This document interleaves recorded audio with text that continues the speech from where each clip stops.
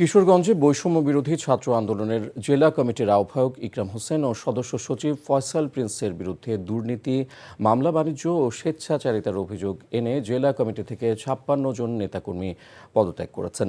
বৃহস্পতিবার বিকেলে সংবাদ সম্মেলন ডেকে তারা এই ঘোষণা দেন। একই সঙ্গে দুর্নীতিগ্রস্ত বৈষম্য বিরোধী ছাত্র আন্দোলনের জেলা কমিটি বাতিলের দাবিও জানান তারা।